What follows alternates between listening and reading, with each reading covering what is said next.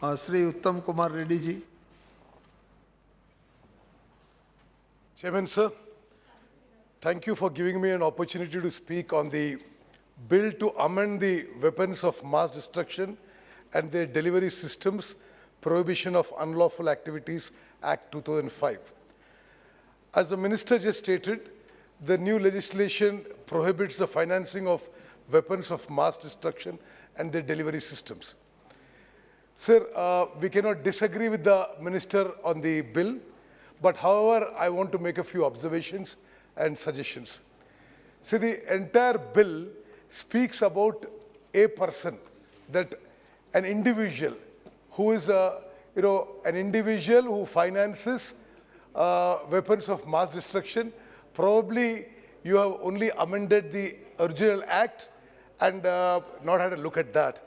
But sir, I would like to suggest to you that more than individuals who finance weapons of mass destruction and delivery systems, it is organizations, it is countries. Also, the original act envisaged largely for Indian citizens and had extraterritorial applications. But you should now consider that this act applies to foreigners, foreign citizens, where we have extradition agreements with. And as far as countries, I mean, we all know who's financing the terror operations against India. And there is specific information about them financing weapons of mass destruction. I think FATF has also put Pakistan on the grey list. The government of India needs to do more about countries financing weapons of mass destruction against India. Sir, I'd like to bring to the notice of the Minister through you that as far as weapons of mass destruction concerned, I have a personal knowledge. I've served in the Armed Forces of India. I've served at both China and Pakistan borders as a fighter pilot. And it should be alarming that all of Pakistani aircraft now and the modern Chinese aircraft are delivery systems for any of the weapons of mass destruction. They can deliver tactical nuclear weapons. They can deliver chemical weapons. So on the one hand, you have the Pakistan and Chinese modern acquisitions and present fighter aircraft being able to deliver weapons of mass destruction. On the other hand, the Indian Air Force, with a sanctioned strength of 42 fighter squadrons, has now come down to 28. I think the government should take a very, very serious note of this. Sir, I'd like to also bring to the notice of the government through you, weapons of mass destruction were seriously used last in World War II, when the cities of Hiroshima and Nagasaki were totally destroyed by atomic bomb. After that, for many decades, countries were afraid to use weapons of mass destruction.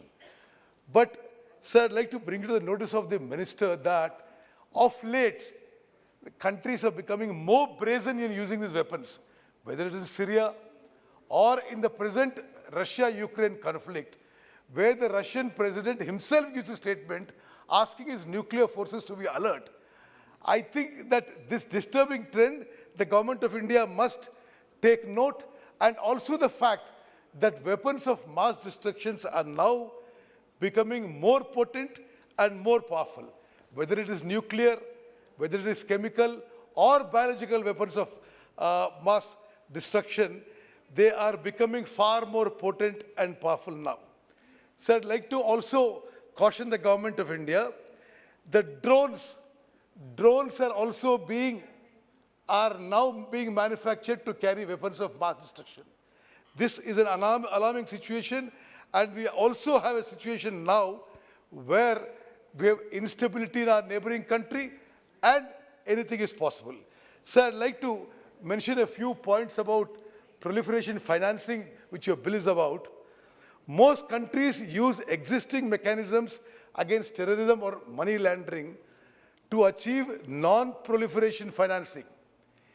The FATF report on proliferation financing suggests countries must also raise awareness and help clarify the obligations on individuals, firms, and financial institutions to be vigilant to proliferation and proliferation financing, as well as provide a basis within the country's legal framework to report suspicious financial activity. So the bill you introduced does not mention either. In order to fully achieve deterrence against proliferation financing, a level of international cooperation is required with respect to extradition.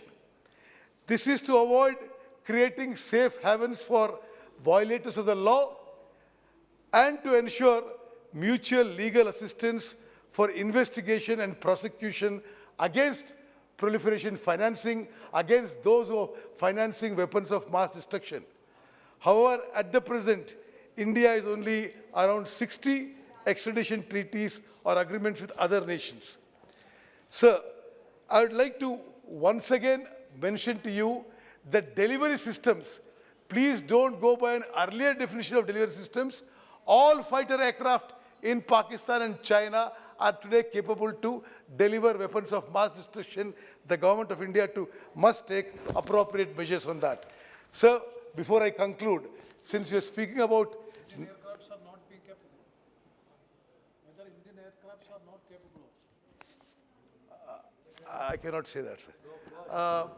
Sir, I would also, before I conclude, sir, President India's nuclear policy doesn't permit tactical nuclear weapons. Sir, I'd like to conclude.